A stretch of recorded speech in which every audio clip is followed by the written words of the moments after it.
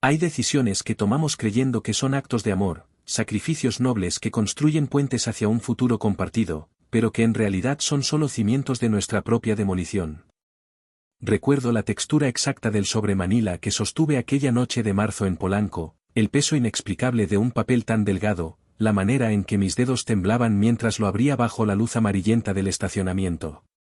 Dentro había documentos legales redactados con esa frialdad burocrática que caracteriza a las traiciones planificadas, y en ese momento comprendí que el amor que yo había construido ladrillo por ladrillo durante 6 años no era un edificio sólido, sino un escenario montado para mi humillación.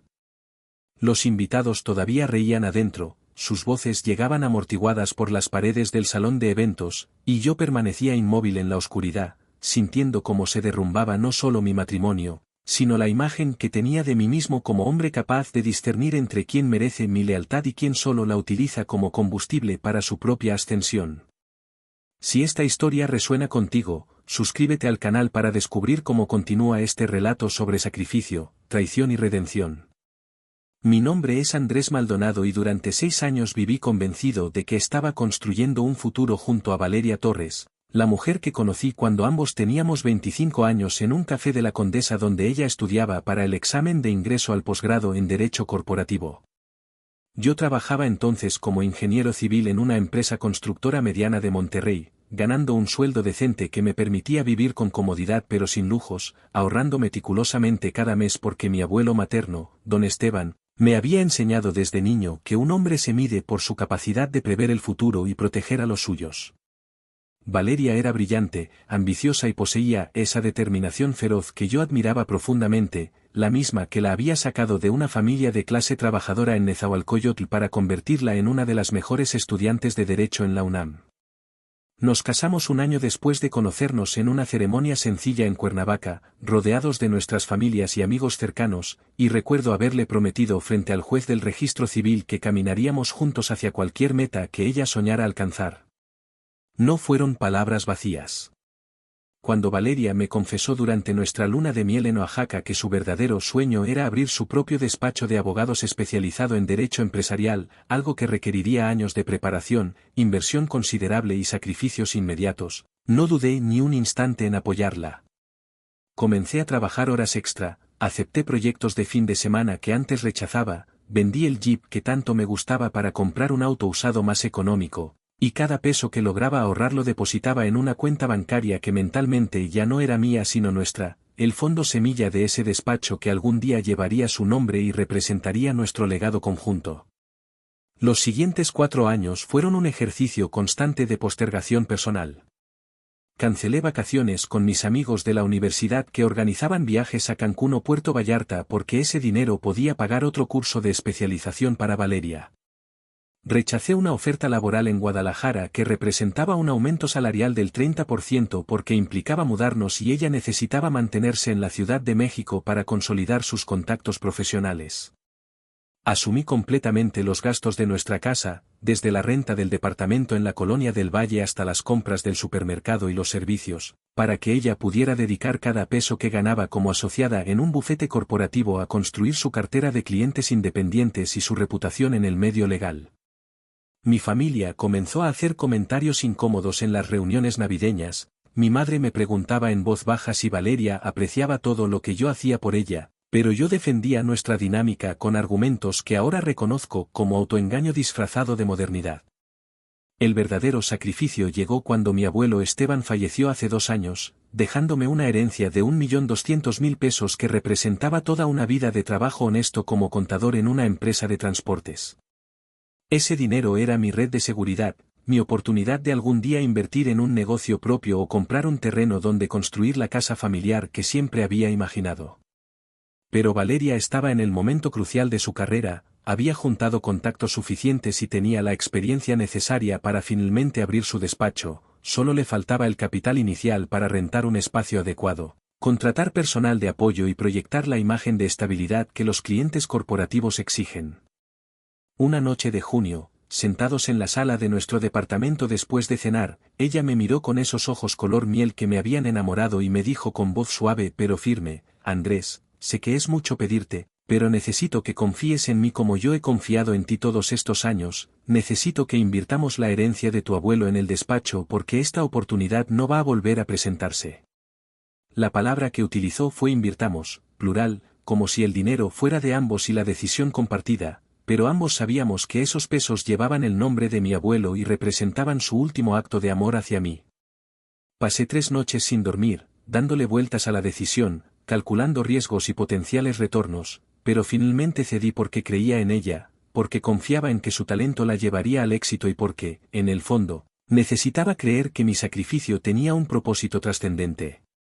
Transferí el 1.200.000 pesos a la cuenta del nuevo despacho Torres y Asociados, firmé documentos que mi abogado me recomendó no firmar sin revisar con más cuidado, y me convertí oficialmente en el socio capitalista de un negocio en el que no tendría ninguna participación operativa.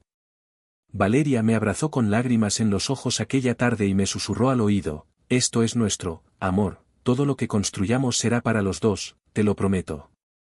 Los siguientes 8 meses fueron un torbellino de actividad que me mantuvo en la periferia. Valeria contrató a 3 asistentes legales jóvenes y eficientes, rentó una oficina en Santa Fe con vista panorámica y mobiliario importado, invirtió en publicidad digital y diseño de imagen corporativa, y comenzó a moverse en círculos sociales y profesionales a los que yo no tenía acceso ni invitación. Nuestras cenas se volvieron apresuradas, nuestras conversaciones superficiales giraban solo en torno a su trabajo, y las noches que pasábamos juntos disminuyeron drásticamente porque ella siempre tenía juntas, eventos de networking o cenas con clientes potenciales. Yo intentaba no ser el esposo inseguro o demandante, me repetía que esto era temporal, que una vez que el despacho estuviera consolidado recuperaríamos nuestra intimidad y nuestro proyecto de vida conjunto, pero había una incomodidad creciente en mi pecho cada vez que la veía llegar tarde a casa oliendo a perfume caro y vino tinto de reuniones a las que yo nunca fui invitado. La inauguración oficial del despacho estaba programada para un viernes de marzo en un salón de eventos del Hotel Camino Real de Polanco, un lugar que yo conocía porque había trabajado en un proyecto de remodelación de sus instalaciones años atrás. Valeria había estado extrañamente distante toda esa semana, respondiendo mis mensajes con monosílabos y evitando conversaciones profundas, pero yo atribuía todo al estrés natural de organizar un evento tan importante para su carrera. No recibí una invitación formal, lo cual me pareció extraño considerando que era su esposo y el principal inversionista, pero cuando le pregunté al respecto ella me dijo con tono casual, claro que vas a venir, amor, no necesitas invitación, solo preséntate a las 8 de la noche. Esa respuesta debió haberme alertado, pero yo estaba demasiado ilusionado con la idea de finalmente ver materializado el sueño en el que había invertido tanto. Llegué al evento 10 minutos antes de las 8, vestido con mi mejor traje gris Oxford que había comprado especialmente para la ocasión, emocionado por sorprender a Valeria y celebrar junto a ella este logro que sentía profundamente nuestro. El salón estaba decorado con un gusto exquisito que reconocí como obra de una empresa de eventos de lujo muy costosa, arreglos florales de orquídeas blancas y lirios, iluminación ambiental en tonos dorados, mesas con manteles de lino importado y copas de champán francés que los meseros ofrecían en charolas de plata. Reconocí a varios de los colegas de Valeria de su época en el bufete corporativo, abogados exitosos vestidos con trajes de diseñador que conversaban en grupos cerrados, y también identifiqué a Roberto Zamora, un abogado de 40 y tantos años con práctica establecida y reputación sólida en derecho mercantil, quien supuestamente sería el socio estratégico de Valeria aunque sin inversión de capital. La atmósfera cambió perceptiblemente cuando crucé la entrada principal del salón.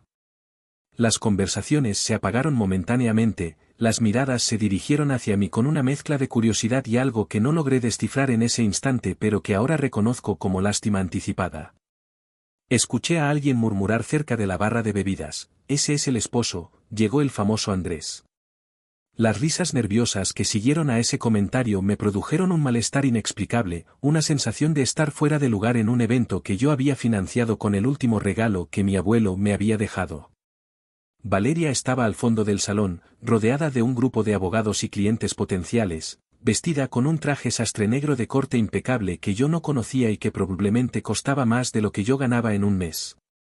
Cuando nuestras miradas se encontraron, su expresión no fue de alegría ni sorpresa, sino de algo mucho más perturbador, determinación fría, casi clínica, como si hubiera estado esperando este momento y ya tuviera planeado cada movimiento siguiente. Valeria se disculpó con las personas que la rodeaban y caminó hacia mí con pasos medidos, controlados, tan diferentes de la forma espontánea en que solía moverse cuando estábamos solos. Llevaba en la mano un sobre manila idéntico al que años después reconocería en pesadillas recurrentes, y su rostro mostraba esa máscara profesional que yo había visto usar en negociaciones difíciles pero nunca dirigida hacia mí. El salón pareció expandirse y contraerse simultáneamente mientras ella se acercaba, y yo podía sentir las miradas de los invitados clavadas en mi espalda, el murmullo de conversaciones que se apagaban para presenciar lo que estaba a punto de ocurrir. Parte de mí todavía esperaba un abrazo, tal vez una disculpa por no haberme incluido más en los preparativos, quizás una presentación formal ante los socios e invitados importantes reconociendo mi contribución a este logro, pero la parte más primitiva de mi cerebro, esa que detecta peligros antes de que la razón pueda procesarlos, ya sabía que algo terrible estaba por desencadenarse. Cuando Valeria llegó frente a mí, no hubo beso en la mejilla ni contacto físico alguno, solo extendió el sobre manila con un gesto mecánico y me dijo con voz suficientemente alta para que varios invitados cercanos pudieran escuchar: Andrés, qué bueno que viniste porque así nos ahorramos tiempo, el primer caso que va a manejar oficialmente mi despacho es nuestro divorcio, aquí están los papeles, necesito que los firmes ahora para que podamos seguir adelante sin complicaciones innecesarias. El tiempo se detuvo de esa manera cinematográfica que solo ocurre en momentos de trauma profundo, cuando el cerebro intenta procesar información que contradice completamente la realidad que creíamos habitar. Las risas que estallaron alrededor fueron como cuchillos que perforaban la poca dignidad que me quedaba, risas de complicidad de quienes claramente ya sabían lo que iba a ocurrir, risas de incomodidad de quienes presenciaban mi humillación pública sin saber cómo reaccionar, risas que se mezclaban con el tintineo de las copas de champán y la música de fondo que seguía sonando indiferente a mi destrucción personal. Abrí el sobre con manos que ya no sentía como mías y encontré documentos de divorcio express redactados profesionalmente, donde Valeria solicitaba la disolución del vínculo matrimonial argumentando diferencias irreconciliables y proponiendo una división de bienes que básicamente me dejaba sin nada de lo que habíamos construido juntos. El despacho, registrado completamente a su nombre gracias a documentos que yo había firmado confiadamente 8 meses atrás, no aparecía como bien conyugal sujeto a división. La inversión de 1.200.000 pesos que yo había hecho aparecía clasificada como préstamo sin intereses que ella se comprometía a devolver en un plazo de 10 años, una cláusula enterrada en la letra pequeña de los contratos iniciales que mi ingenuidad me había impedido leer con cuidado. Incluso el departamento donde vivíamos, que habíamos rentado juntos pero cuyo contrato estaba solo a nombre de ella por razones que en su momento me parecieron logísticas irrelevantes, quedaba bajo su control exclusivo con la amable sugerencia de que yo desalojara en un plazo no mayor a 15 días. No grité, no reclamé, no hice ninguna escena dramática que le diera a los presentes más material para su entretenimiento. Simplemente doblé los documentos con cuidado, los volví a meter en el sobre, miré a Valeria a los ojos buscando algún rastro de la mujer de la que me había enamorado 6 años atrás, y solo encontré la mirada calculadora de una abogada que acababa de ejecutar una estrategia legal perfectamente planeada. Le dije, con una voz que salió más firme de lo que esperaba: no voy a firmar nada en este momento, voy a consultar con mi propio abogado y vas a tener respuesta a través de los canales legales apropiados. Ella sonrió con esa sonrisa profesional que reservaba para clientes difíciles y me respondió: como quieras, Andrés, pero esto va a pasar de todas formas, solo estás alargando lo inevitable y haciéndolo más costoso para ti. Esas fueron las últimas palabras que intercambiamos cara a cara, el epitafio de 6 años de lo que yo creí que era amor y resultó ser solo una inversión que ella había calculado meticulosamente.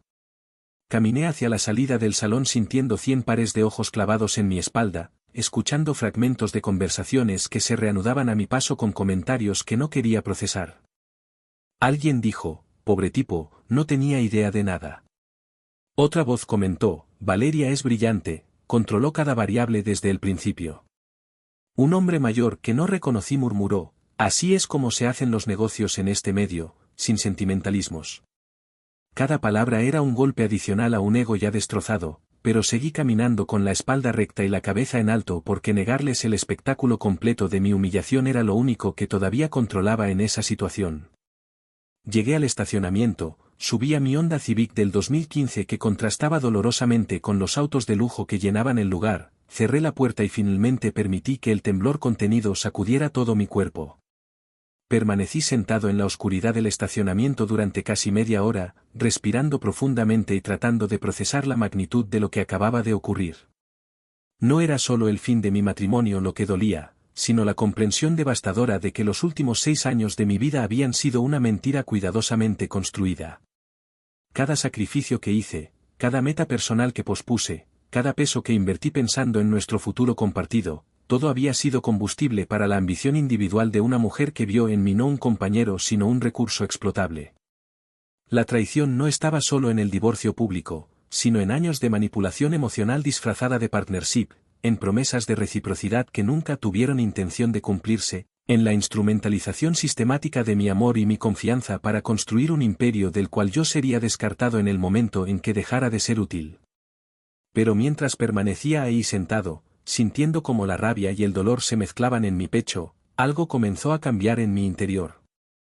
No fue un momento de iluminación súbita ni una transformación instantánea, sino más bien la activación de una parte de mí que había estado dormida durante años, la misma determinación práctica que me había convertido en ingeniero exitoso, la capacidad de análisis que me permitía resolver problemas complejos en obra. Saqué mi teléfono celular y mientras las lágrimas todavía nublaban mi visión, comencé a hacer lo único que tenía sentido, tomar control de la única variable que aún podía controlar, que era mi dinero y mi participación en un negocio que me había usado y ahora pretendía descartarme sin consecuencias. Abrí la aplicación de mi banco y comencé a revisar cada transferencia programada, cada pago automático, cada compromiso financiero que había asumido para mantener funcionando el despacho Torres y Asociados.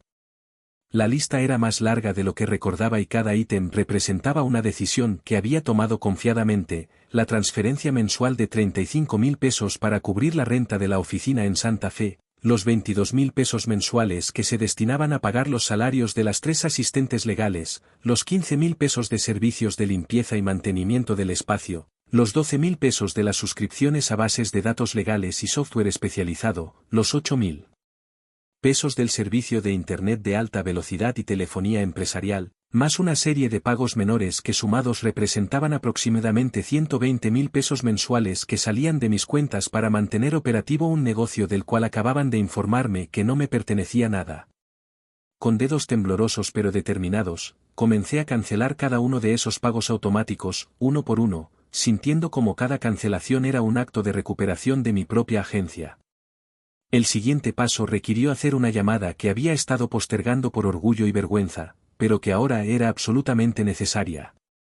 Marqué el número del licenciado Ernesto Salinas, un abogado especialista en derecho familiar que había conocido años atrás en un proyecto de construcción y con quien había mantenido una relación cordial. Eran casi las 10 de la noche de un viernes, pero Ernesto respondió al tercer tono con esa voz profesional que nunca descansa. Le expliqué la situación con la mayor objetividad posible, tratando de mantener la emoción fuera de los hechos, y escuché cómo su tono cambiaba de cordial a seriamente preocupado cuando mencioné que había firmado documentos de inversión sin revisión legal independiente y que acababa de recibir papeles de divorcio en una inauguración pública. Ernesto me dijo algo que en ese momento sonó casi imposible pero que resultaría ser profético: Andrés, lo que te hicieron fue calculado y cruel, pero cometieron un error fundamental al subestimar tu capacidad de reacción y al asumir que aceptarías pasivamente su plan. Vamos a revisar cada documento que firmaste porque estoy casi seguro de que hay cláusulas que podemos usar a tu favor. Esa misma noche, sentado en el auto mientras el salón de eventos seguía iluminado y la celebración continuaba sin mí, le envié por correo electrónico a Ernesto fotografías de todos los documentos que tenía relacionados con la inversión en el despacho, contratos de sociedad, acuerdos de préstamo, transferencias bancarias, mensajes de texto donde Valeria me prometía participación en las ganancias futuras, incluso correos electrónicos donde ella misma utilizaba la palabra socios para referirse a nuestra relación empresarial. Ernesto trabajó toda esa noche revisando el material y a las 6 de la mañana del sábado me llamó con noticias que comenzaron a cambiar el panorama.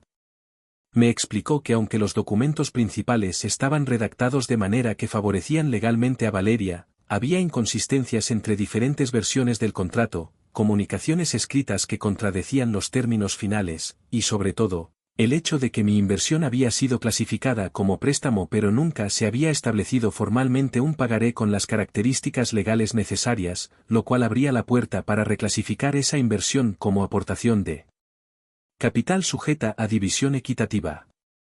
El fin de semana que siguió a aquella inauguración fue el más largo de mi vida, un periodo de 48 horas en el que dormí tal vez 6 en total, alternando entre sesiones de llanto que me dejaban exhausto y momentos de claridad casi sobrenatural donde tomaba decisiones que cambiarían completamente el rumbo de los eventos.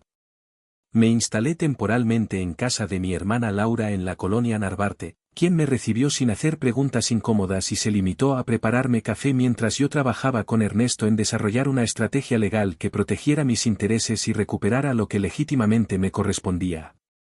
Mi hermana, quien trabajaba como contadora pública y entendía perfectamente de finanzas y documentación, me ayudó a organizar cada comprobante de pago, cada transferencia, cada recibo que demostrara mi inversión continua en el despacho de Valeria durante los últimos 8 meses. El lunes por la mañana, Ernesto y yo nos presentamos ante un juez familiar solicitando medidas precautorias urgentes basadas en el argumento de que existía riesgo inminente de dilapidación de patrimonio conyugal. Presentamos evidencia de que Valeria había planificado el divorcio con anticipación mientras seguía aceptando mis aportaciones económicas, lo cual constituía mala fe procesal y posible fraude. El juez, un hombre de 60 años con reputación de ser estricto pero justo, revisó la documentación durante casi 2 horas antes de emitir una orden provisional que bloqueaba las cuentas bancarias del despacho Torres y Asociados hasta que se determinara la naturaleza legal de mi inversión y mi participación en el negocio. Adicionalmente, ordenó un inventario de todos los activos del despacho y prohibió cualquier transacción mayor sin autorización judicial, efectivamente paralizando las operaciones del negocio que Valeria acababa de inaugurar con tanta pompa 48 horas antes.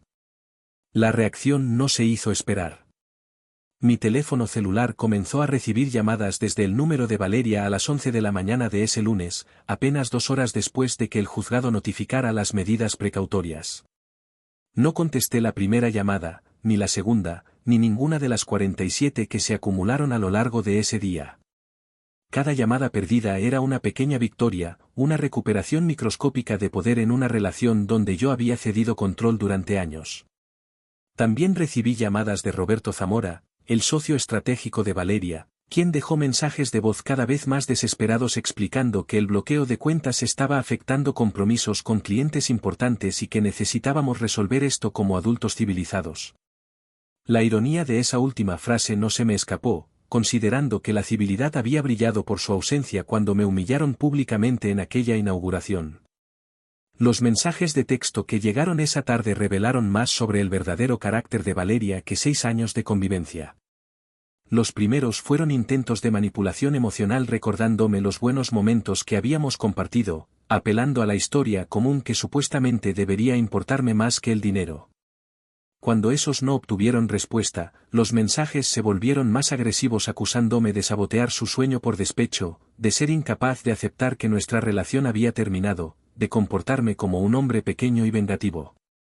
Finalmente llegaron los mensajes que revelaban su verdadero pánico, que varios clientes corporativos estaban considerando cancelar contratos al enterarse del conflicto legal, que Roberto Zamora estaba reconsiderando su asociación estratégica, que las 3 asistentes legales estaban preocupadas por la estabilidad de sus empleos. Cada mensaje era evidencia adicional de que mi decisión de actuar rápida y legalmente había sido correcta, y de que Valeria había construido su imperio sobre cimientos tan frágiles que un solo movimiento estratégico amenazaba con derrumbarlo completamente.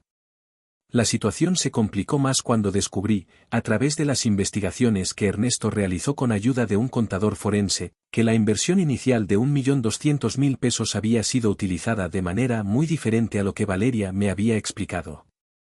Una porción significativa, aproximadamente 400.000 pesos, se había gastado en la inauguración misma y en publicidad de imagen personal, no en activos productivos del despacho.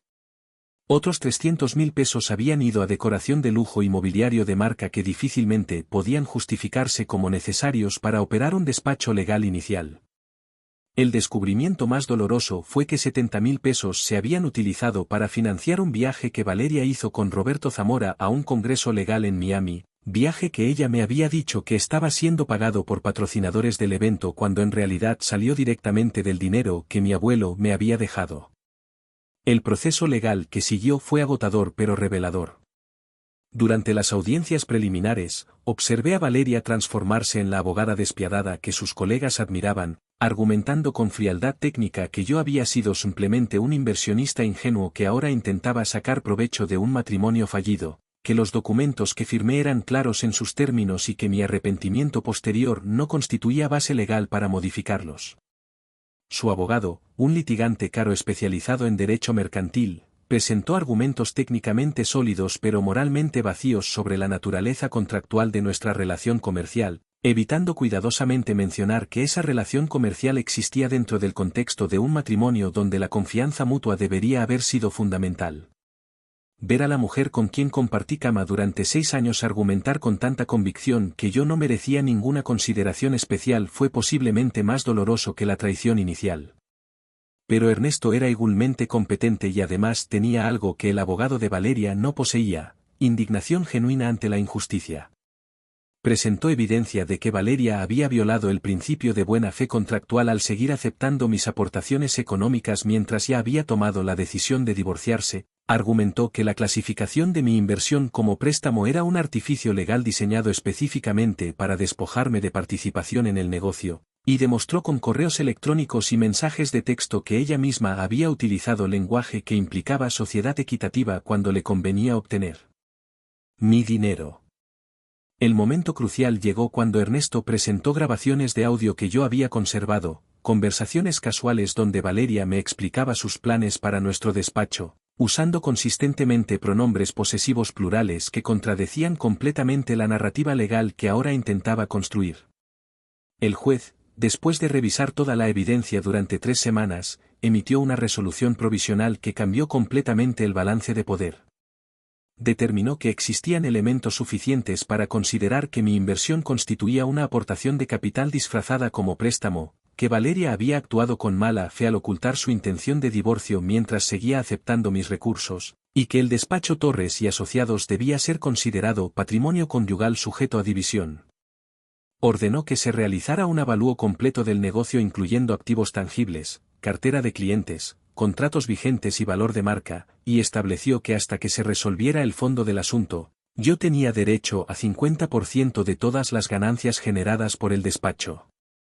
La expresión en el rostro de Valeria cuando escuchó esa resolución fue de incredulidad absoluta, como si no pudiera concebir que su plan perfectamente ejecutado pudiera tener fallas explotables. Las consecuencias de esa resolución fueron inmediatas y devastadoras para el negocio que Valeria había inaugurado con tanta arrogancia. Roberto Zamora, quien había invertido tiempo y contactos pero no capital significativo, decidió retirarse completamente de la asociación al darse cuenta de que el conflicto legal podía prolongarse meses o incluso años y que su reputación profesional podría verse manchada por asociarse con un caso tan turbio. 3 de los 7 clientes corporativos importantes que Valeria había conseguido cancelaron sus contratos citando preocupaciones sobre la estabilidad del despacho y posibles conflictos de interés. Las 3 asistentes legales, mujeres jóvenes y talentosas que necesitaban seguridad laboral más que lealtad personal a Valeria, comenzaron a buscar empleos alternativos cuando se corrió la voz en el medio legal sobre la situación financiera precaria del despacho. En menos de un mes, el imperio que Valeria había construido sobre mi dinero y mi confianza comenzó a desmoronarse exactamente de la manera en que ella había temido. Los meses que siguieron a esa resolución judicial fueron un periodo extraño de coexistencia legal forzada donde Valeria y yo estábamos atados financieramente aunque ya no compartiéramos ningún otro aspecto de nuestras vidas.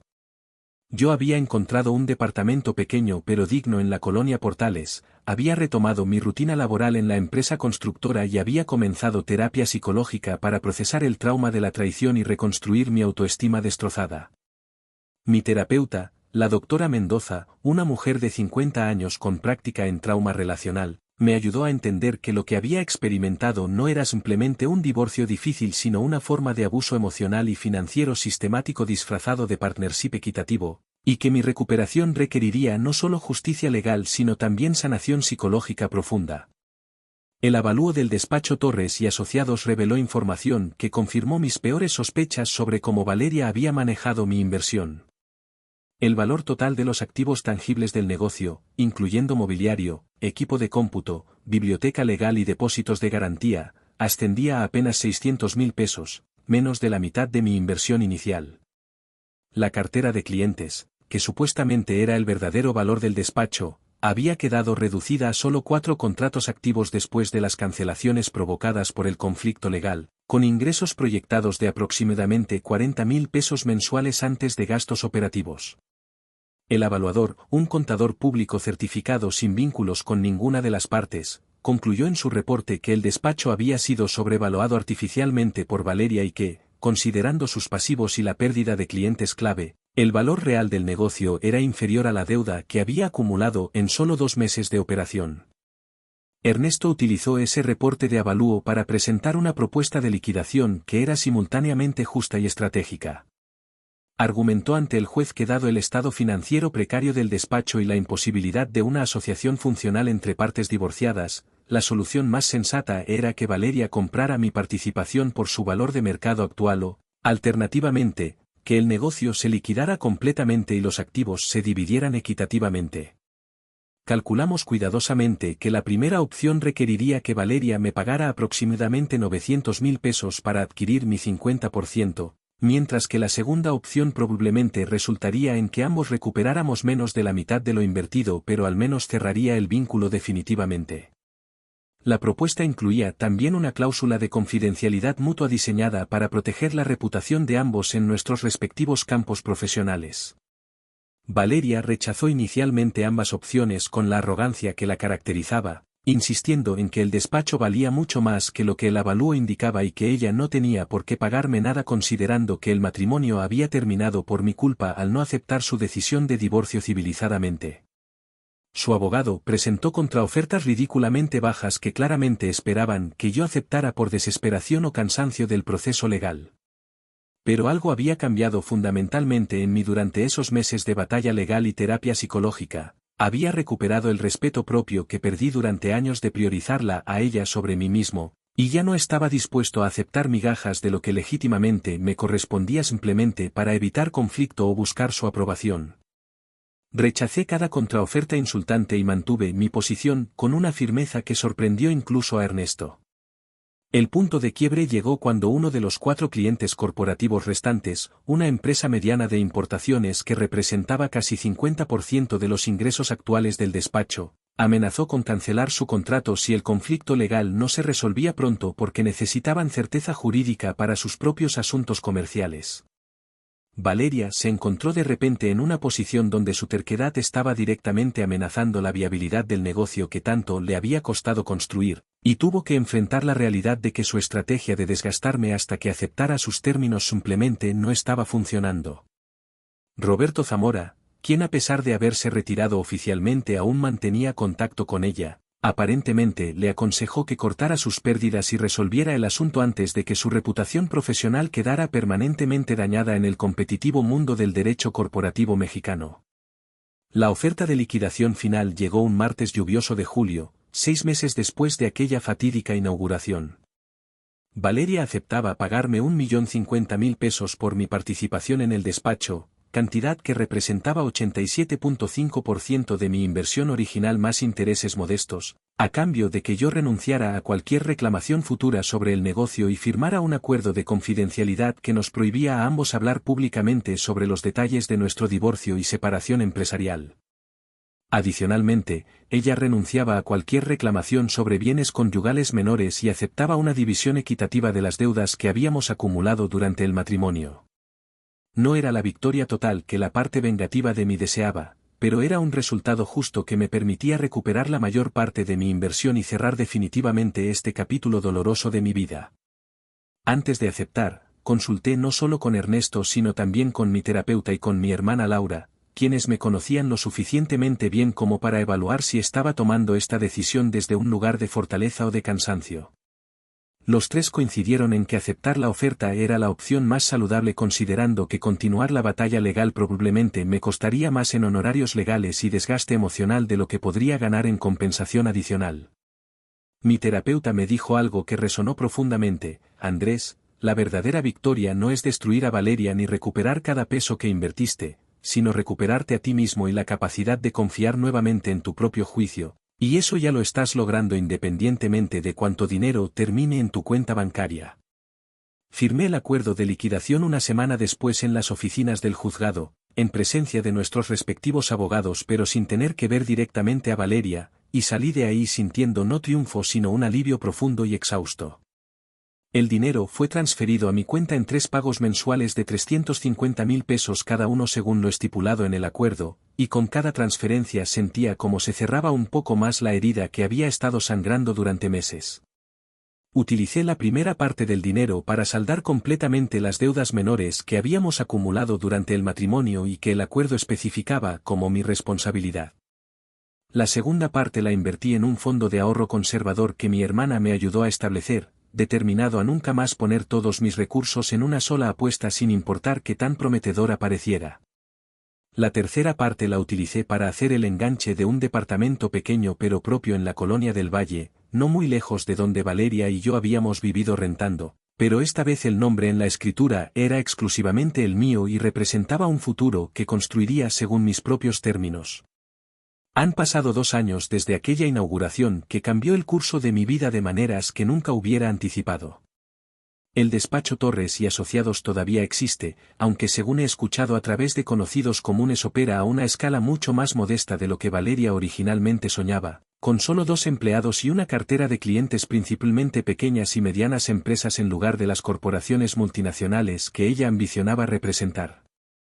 Roberto Zamora nunca regresó como socio y aparentemente ahora trabaja completamente independiente, habiendo aprendido su propia lección sobre los riesgos de asociarse con personas cuya ambición supera su integridad. Valeria rehizo su vida profesional y personal, casándose el año pasado con un empresario del sector inmobiliario según vi accidentalmente en redes sociales antes de bloquear definitivamente cualquier conexión digital con ella y su círculo. Mi propia vida ha tomado direcciones que nunca hubiera imaginado durante esos años en que vivía completamente enfocado en apoyar el sueño de otra persona. Fui promovido a gerente de proyectos especiales en mi empresa constructora, un puesto que me permite liderar equipos y tomar decisiones estratégicas utilizando finalmente el potencial profesional que había dejado dormido durante tanto tiempo. Compré un auto nuevo, no el deportivo de lujo que vendí años atrás sino un SUV práctico que disfruto manejar los fines de semana hacia Tepoztlán o Valle de Bravo, redescubriendo el placer de actividades que había abandonado por considerarlas egoístas cuando Valeria necesitaba que cada peso fuera hacia su carrera. Retomé contacto con amigos de la universidad que había descuidado durante mi matrimonio, hombres y mujeres que me aceptaron de vuelta en sus vidas sin reproches y que me ayudaron a reconstruir una identidad social que no girara exclusivamente en torno a ser el esposo sacrificado de una abogada ambiciosa. La terapia con la doctora Mendoza continuó durante 18 meses después del divorcio, sesiones semanales donde lentamente desmantelamos los patrones de pensamiento que me habían convertido en víctima perfecta de manipulación emocional. Aprendí a reconocer las señales de alarma que ignoré durante mi relación con Valeria, la manera en que mis necesidades siempre quedaban en segundo plano frente a las suyas, como mis logros profesionales eran minimizados mientras los de ella eran celebrados efusivamente, la forma en que mis opiniones sobre el futuro de nuestro despacho eran solicitadas performativamente pero nunca realmente consideradas. Descubrí que había confundido amor con servicio, intimidad con sacrificio unilateral, y partnership con abnegación completa de mi propia agencia. El proceso fue doloroso porque requirió aceptar que no fui solo una víctima pasiva sino un participante activo en mi propia explotación, que había señales claras durante años que elegí no ver porque desmantelar la narrativa romántica que había construido sobre nuestra relación era más aterrador que continuar en la negación. Uno de los ejercicios más transformadores que hice en terapia fue escribir una carta a mi abuelo Esteban explicándole qué había pasado con la herencia que me dejó. Una carta que nunca enviaría obviamente pero que necesitaba escribir para procesar la vergüenza que sentía por haber dilapidado su último regalo en un proyecto que terminó siendo mi humillación. En esa carta le expliqué que aunque el dinero se había perdido parcialmente, las lecciones que aprendí de su pérdida valían más que cualquier cantidad de pesos. Aprendí a distinguir entre generosidad genuina y explotación disfrazada de amor, entre sacrificio mutuo y martirdom unilateral, entre confiar sabiamente y creer ingenuamente. Le conté que su herencia finalmente me había dado algo más valioso que capital financiero, me había dado la oportunidad de despertar de una relación tóxica antes de perder décadas en lugar de solo años, y que estaba utilizando lo que recuperé para construir un futuro basado en autorrespeto en lugar de validación externa. El año pasado conocí a Sofía, una arquitecta paisajista que trabaja de manera independiente diseñando jardines urbanos para edificios residenciales y espacios públicos. La conocí de la manera más casual posible, en la fila de un café en la colonia Condesa un sábado por la mañana, cuando ambos pedimos exactamente la misma bebida ridículamente específica y nos reímos de la coincidencia. Nuestra primera conversación fue ligera y sin pretensiones, hablamos de café y de los desafíos de trabajar de manera independiente en campos creativos, y cuando me pidió mi número no sentí ninguna de las alarmas que había aprendido a reconocer en terapia. Nuestra relación ha progresado lentamente, intencionalmente, con conversaciones honestas sobre nuestras historias pasadas y nuestras expectativas futuras, y con límites saludables que protegen la individualidad de cada uno mientras exploramos la posibilidad de un futuro compartido. Sofía conoce toda mi historia con Valeria, se la conté durante nuestra quinta cita cuando me preguntó directamente sobre mi matrimonio anterior, y su reacción fue exactamente lo que necesitaba: empatía sin lástima, validación sin sobreprotección, y la claridad de alguien que entiende que los errores del pasado no determinan el futuro siempre que hayamos aprendido de ellos. Ella tiene su propia historia de una relación anterior donde fue quien terminó las cosas al darse cuenta de que su pareja esperaba que ella abandonara su carrera para apoyarla de él, y esa experiencia compartida de haber tenido que defender nuestros sueños profesionales nos ha dado una comprensión mutua poco común. Hemos establecido desde el principio que cualquier futuro que construyamos juntos será basado en equidad real, no en sacrificios unilaterales disfrazados de amor, y que nuestro éxito individual es tan importante como cualquier proyecto compartido que decidamos emprender. Hace 3 meses, mi empresa me ofreció liderar un proyecto de desarrollo urbano en Querétaro que requeriría mudarme temporalmente durante un año. La antigua versión de mí habría consultado primero con mi pareja antes de tomar cualquier decisión, habría priorizado la comodidad de la relación sobre mi crecimiento profesional, habría buscado validación externa antes de confiar en mi propio juicio. Pero esta vez, después de analizar cuidadosamente la oportunidad y sus implicaciones para mi carrera, acepté el puesto y luego tuve una conversación honesta con Sofía sobre lo que esto significaba para nuestra relación. Le expliqué que este proyecto era importante para mi desarrollo profesional y que no estaba dispuesto a sacrificarlo, pero que valoraba lo que estábamos construyendo y quería explorar cómo podíamos mantener nuestra conexión a pesar de la distancia temporal. Su respuesta fue reveladora. Me dijo que respetaba completamente mi decisión, que ella misma no renunciaría a una oportunidad profesional importante por una relación de solo 8 meses, y que si lo nuestro era genuino sobreviviría a un año de visitas de fin de semana y videollamadas nocturnas. Esa conversación confirmó algo fundamental que había aprendido a través de toda esta experiencia dolorosa: el amor verdadero no requiere que una persona se haga pequeña para que la otra pueda crecer, no transforma los sueños individuales en amenazas al proyecto compartido, y definitivamente no utiliza el sacrificio como moneda de cambio emocional. Las relaciones saludables son aquellas donde ambas personas se apoyan mutuamente para alcanzar su máximo potencial sin expectativas de deuda eterna, donde la generosidad fluye naturalmente en ambas direcciones sin llevar contabilidad meticulosa, y donde el éxito de uno es celebrado genuinamente por el otro en lugar de provocar resentimiento o envidia disfrazada de preocupación. Valeria me enseñó, de la manera más dolorosa posible, exactamente qué no buscar en una pareja y qué patrones de comportamiento no tolerar nunca más en ninguna relación futura. Mirando hacia atrás desde la perspectiva de 2 años de distancia y crecimiento personal, puedo finalmente decir que aquella inauguración humillante fue paradójicamente uno de los mejores regalos que la vida me ha dado, aunque disfrazado como la peor traición.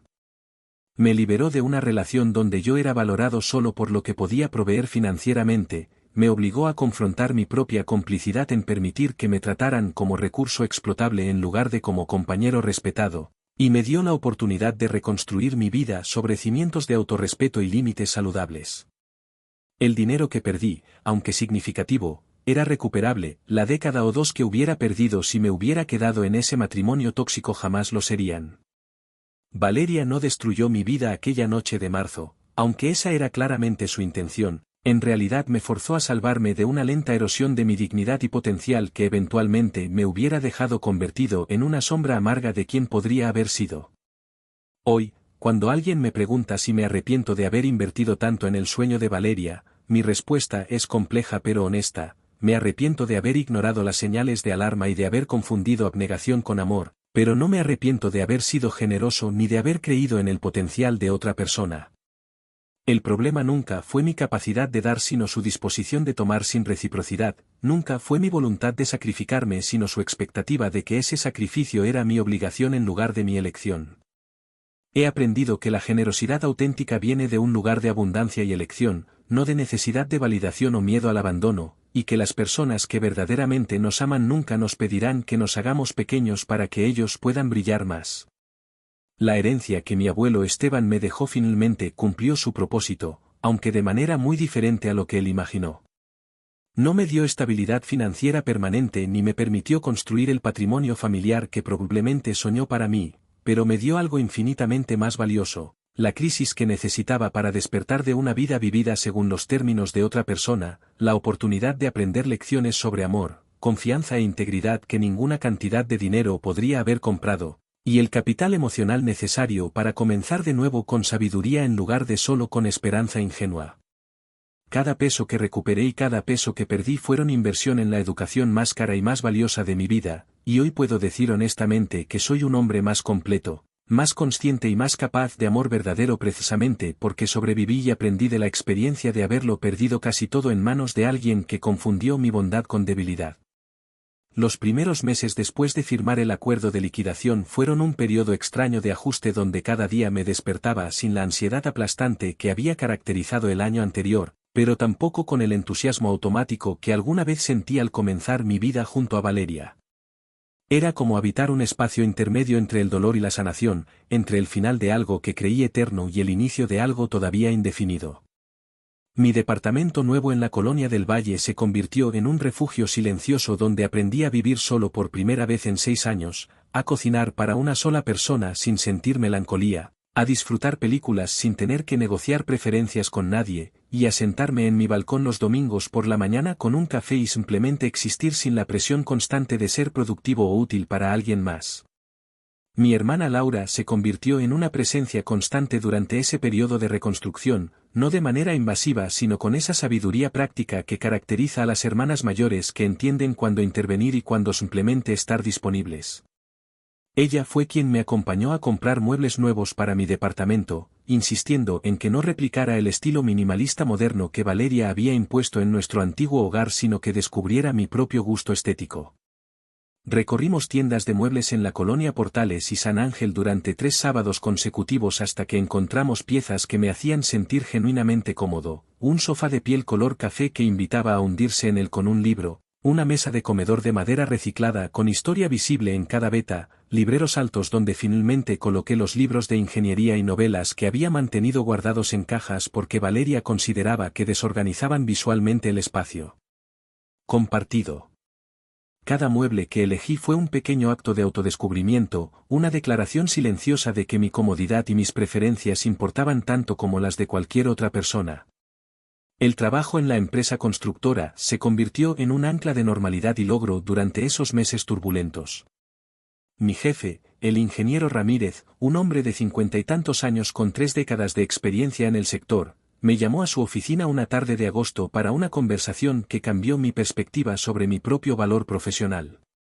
Me dijo con esa franqueza directa que caracteriza a los ingenieros de la vieja escuela: Andrés, he notado que durante los últimos 2 años tu rendimiento ha sido irregular, como si tu mente estuviera dividida entre el trabajo y algo más, pero en los últimos 3 meses te he visto recuperar el enfoque y la creatividad que mostraste cuando llegaste aquí hace 7 años, y quiero que sepas que estamos considerándote para liderar el proyecto de desarrollo del complejo residencial en Querétaro que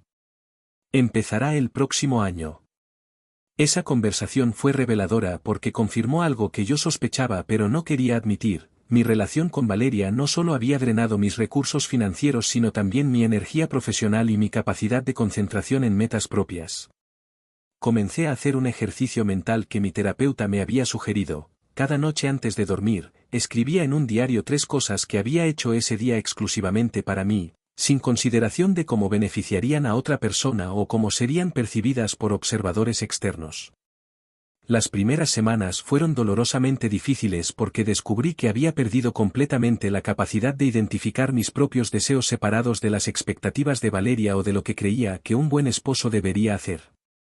Escribía cosas triviales como, comí tacos de carnitas para el almuerzo aunque sé que Valeria los consideraba comida poco saludable, o, pasé 30 minutos viendo vídeos de construcciones arquitectónicas en YouTube sin sentir culpa por no estar siendo productivo. Pero gradualmente, a medida que pasaban las semanas, las entradas se volvieron más sustanciales y revelaron patrones de supresión personal que había normalizado durante años.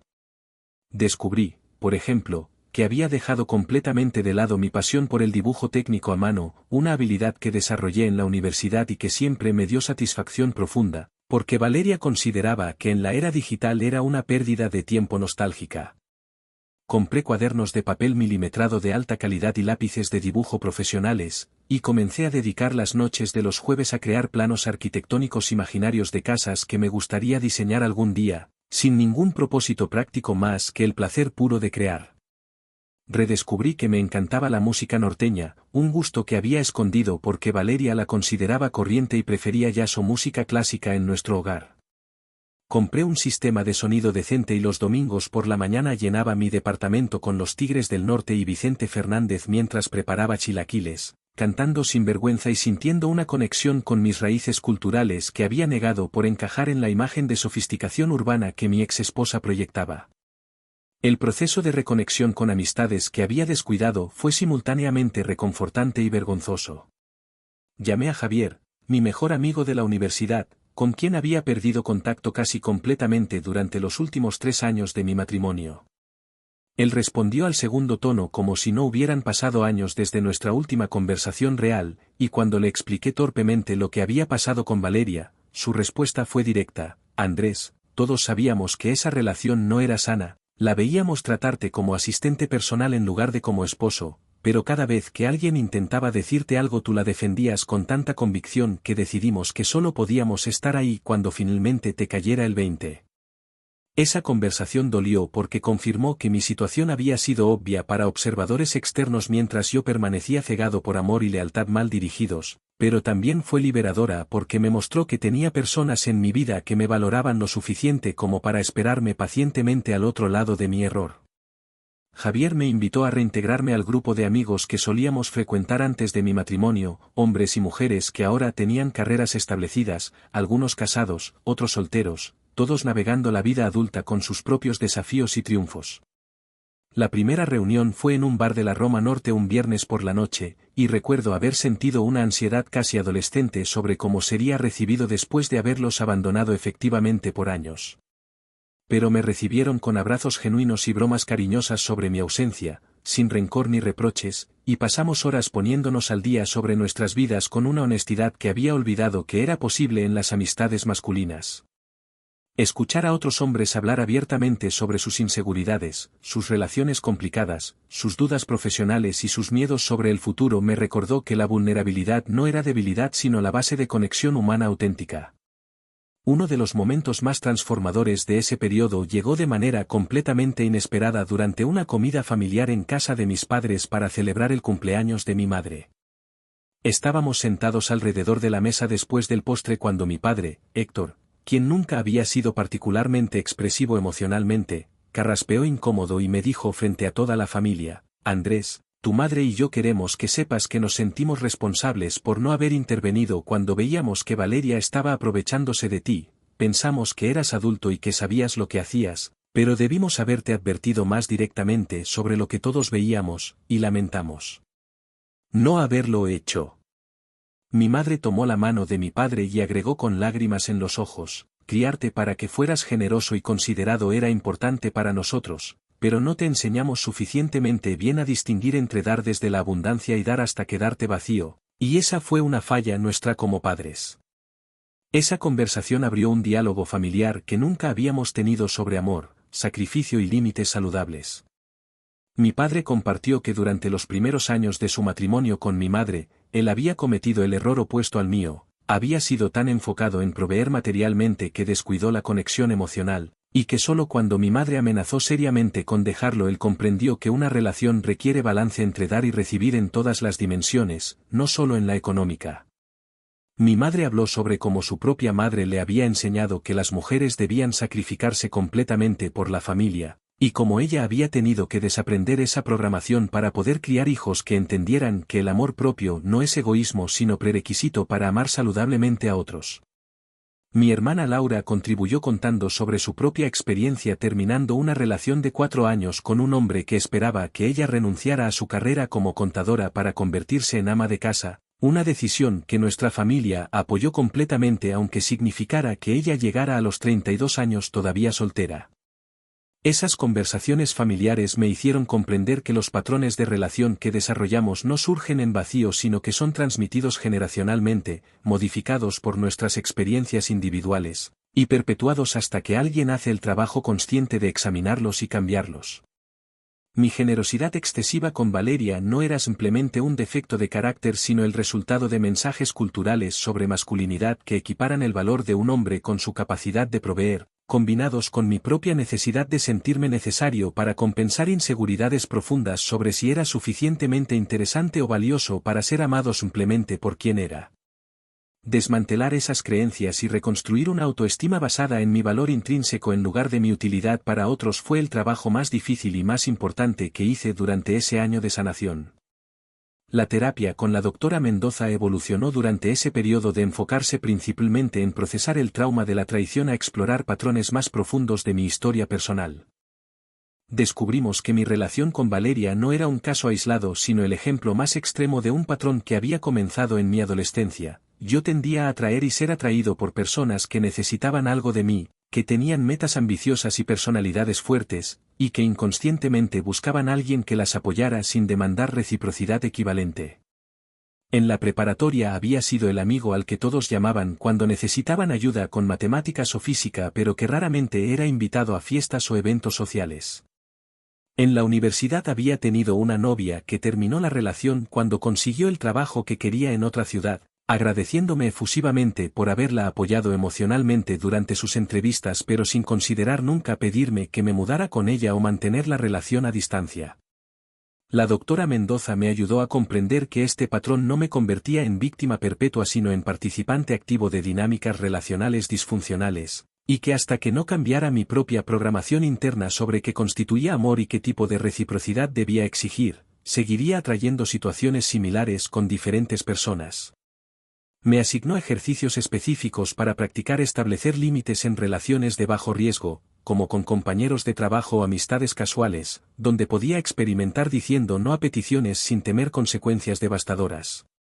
Fue revelador y profundamente incómodo descubrir que mi primera reacción ante cualquier petición era siempre decir que sí automáticamente, sin siquiera considerar si tenía tiempo, energía o interés en hacer lo que me pedían, y que necesitaba entrenar conscientemente a mi cerebro para pausar, evaluar, y responder desde un lugar de elección genuina en lugar de obligación automática. El proyecto de Querétaro que mi jefe mencionó se concretó formalmente en noviembre de ese año, requiriendo que me mudara temporalmente a esa ciudad para supervisar la construcción de un complejo residencial de 120 unidades que representaba el proyecto más grande que mi empresa había asumido hasta la fecha. La antigua versión de mí habría visto esta oportunidad exclusivamente a través del lente de cómo afectaría mis relaciones personales o qué pensarían otros sobre mi decisión. Pero esta vez, después de meses de trabajo terapéutico y reconstrucción personal, pude evaluar la oferta puramente en términos de mi propio crecimiento profesional y personal. El proyecto me permitiría liderar un equipo de 15 ingenieros y arquitectos, aprender aspectos de gestión de proyectos a gran escala que serían invaluables para mi carrera futura, y ganar un aumento salarial del 40% que consolidaría significativamente mi estabilidad financiera después de las pérdidas con Valeria. Acepté el puesto sin consultar con nadie más que con mi terapeuta y mi familia inmediata, y esa decisión autónoma se sintió como un hito importante en mi recuperación. La mudanza temporal a Querétaro fue programada para enero del año siguiente, dándome 2 meses para preparar la transición y cerrar capítulos pendientes en la Ciudad de México.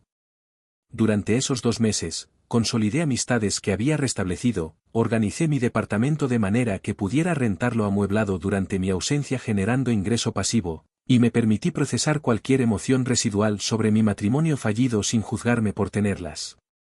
Hubo noches donde todavía sentía oleadas de tristeza no por Valeria específicamente sino por la vida que había imaginado que tendríamos, por los hijos que nunca concebiríamos, por el envejecimiento conjunto que nunca experimentaríamos. Pero aprendí a distinguir entre lamentar la pérdida de un futuro imaginado y desear regresar a una realidad que era fundamentalmente disfuncional. Fue durante este periodo de transición que conocí a Sofía de la manera casual que mencioné antes, en esa fila del café en la Condesa. Lo que no mencioné antes fue que casi no le hablo ese día, que mi primer instinto al notar su sonrisa cuando comentó sobre nuestra orden idéntica fue asumir que una mujer tan evidentemente interesante y atractiva no podría estar genuinamente interesada en alguien como yo, alguien que acababa de salir destrozado de un matrimonio fallido y que todavía estaba reconstruyendo su autoestima pieza por pieza. Pero algo en la terapia había comenzado a cambiar mi narrativa interna, y en lugar de descartarme automáticamente como no suficientemente bueno, me permití responder naturalmente a su amabilidad y ver que pasaba sin expectativas predefinidas. Nuestra primera conversación duró 40 minutos en una mesa junto a la ventana del café, hablando sobre todo y nada, su trabajo diseñando jardines urbanos que traían naturaleza a espacios de concreto, mi próxima mudanza a Querétaro para el proyecto de construcción, nuestras frustraciones compartidas con el tráfico insoportable de la Ciudad de México, nuestro amor mutuo por los tacos de guisado de los puestos callejeros que los turistas nunca descubren. No hubo química explosiva ni conexión mágica instantánea, solo una conversación fácil y genuina entre dos adultos que se encontraron en el momento correcto de sus vidas respectivas. Cuando finalmente tuve que irme a una cita con mi hermana, Sofía me preguntó si me gustaría seguir la conversación en otra ocasión, y me pasó su número con una naturalidad que hablaba de confianza en sí misma sin arrogancia. Nuestra segunda cita fue una semana después, una caminata por el Parque México seguida de almuerzo en un restaurante vegano que ella recomendó. Fue durante esa caminata que mencionó casualmente que había terminado una relación de 3 años apenas 6 meses atrás, y que estaba disfrutando el proceso de redescubrirse a sí misma después de haber estado en relaciones consecutivas desde los 20 años. Esa revelación me dio el valor para compartir mi propia historia de manera resumida, sin dramatismo ni búsqueda de compasión, solo hechos sobre un matrimonio que terminó mal y las lecciones que estaba aprendiendo del proceso. Su respuesta fue perfecta en su simplicidad, me escuchó sin interrumpir, validó que eso sonaba genuinamente difícil, y luego me preguntó qué había aprendido sobre mí mismo a través de la experiencia. No hubo juicio sobre por qué no vi las señales antes, no hubo advertencias sobre bagaje emocional, solo curiosidad genuina sobre quién estaba convirtiéndome en resultado de haber sobrevivido algo doloroso. Las siguientes citas revelaron una compatibilidad que se sentía fundamentalmente diferente de lo que experimenté con Valeria. Donde mi relación con mi ex esposa había sido caracterizada por intensidad emocional inmediata y una sensación de necesidad mutua urgente, mi conexión con Sofía se desarrollaba con una tranquilidad cómoda que permitía que ambos mantuviéramos nuestras vidas individuales mientras explorábamos el espacio donde esas vidas podrían entrelazarse. Ella tenía su propio negocio, sus propias amistades, sus propias pasiones y metas que no requerían mi validación o apoyo financiero para existir. Cuando hablábamos sobre nuestros trabajos, había un equilibrio natural donde ambos compartíamos nuestros éxitos y desafíos sin que uno consistentemente eclipsara al otro. Cuando hacíamos planes, había negociación genuina sobre qué queríamos hacer en lugar de que yo automáticamente defiriera a sus preferencias. Lo que más me sorprendió fue descubrir que una relación saludable no requería drama constante ni crisis emocionales para sentirse significativa, que la tranquilidad y la estabilidad no eran aburridas sino profundamente sanadoras después de años de montaña rusa emocional. La conversación sobre mi mudanza a Querétaro llegó naturalmente durante nuestra octava cita. Le expliqué que el proyecto era crucial para mi carrera y que no estaba dispuesto a sacrificarlo por una relación incipiente. Su respuesta confirmó que había encontrado finalmente a alguien compatible, me felicitó por priorizar mi crecimiento profesional, compartió que ella misma tenía proyectos importantes en la Ciudad de México, y sugirió que si lo nuestro era genuino, sobreviviría a la distancia temporal. No hubo manipulación emocional, no hubo expectativas de que yo eligiera entre mi carrera y ella, solo adultos maduros negociando una situación compleja con honestidad y respeto mutuo. Me mudé a Querétaro en enero con una claridad mental que no había experimentado en años. El proyecto fue desafiante y gratificante, permitiéndome demostrar capacidades de liderazgo que había mantenido dormidas durante mi matrimonio. Sofía y yo nos visitábamos cada 2 semanas, alternando quien hacía el viaje, y nuestra relación se fortaleció precisamente porque cada uno mantenía su independencia y propósito individual. Las videollamadas nocturnas se convirtieron en espacios donde compartíamos nuestros días sin exigencias, donde podíamos ser vulnerables sin temor a ser explotados, donde celebrábamos los éxitos del otro sin envidia disfrazada de preocupación. Durante ese año en Querétaro, recibí noticias a través de conocidos comunes sobre el despacho de Valeria. Había cerrado finalmente sus puertas después de acumular deudas insostenibles y perder todos sus clientes corporativos importantes.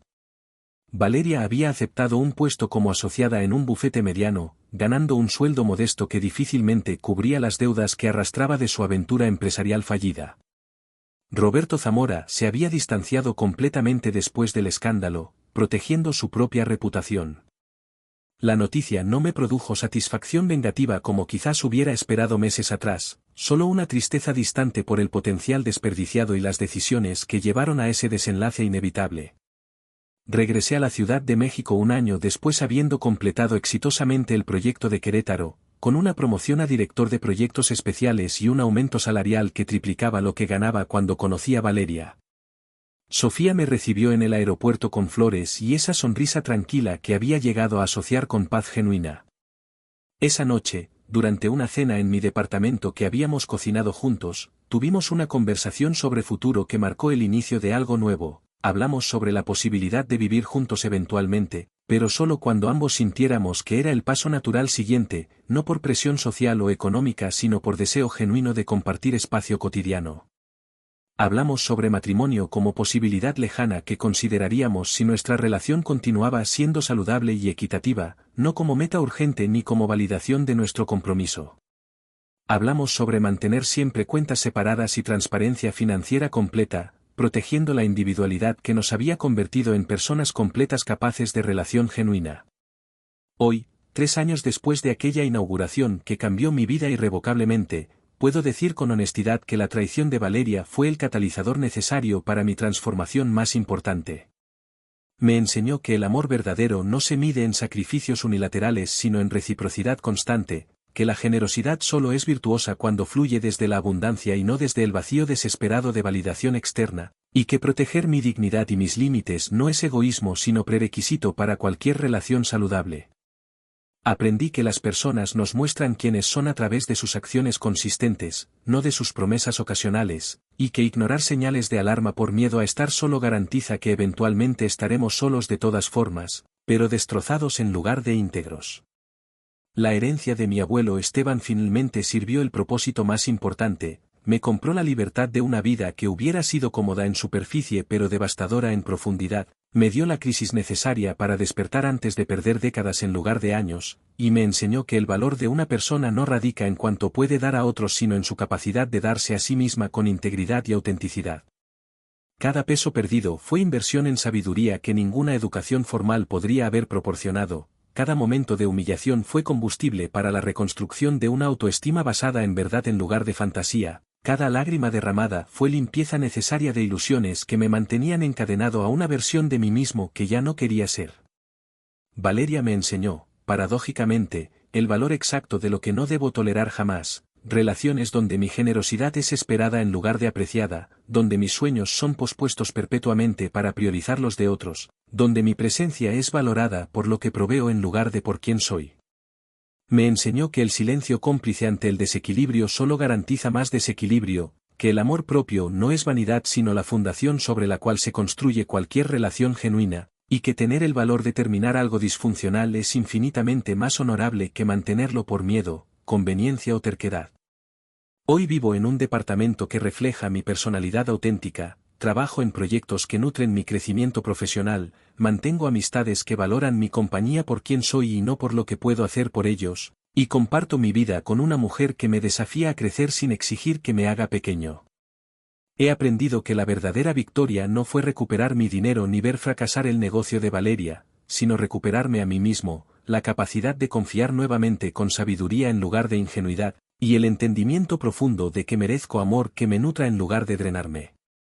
La inauguración que pretendía ser mi humillación pública terminó siendo el inicio de mi liberación más profunda, y por eso, de manera extraña y compleja, estoy agradecido de que sucediera exactamente como sucedió, en el momento preciso en que todavía tenía tiempo y fortaleza para reconstruir todo desde cimientos más sólidos y verdaderos.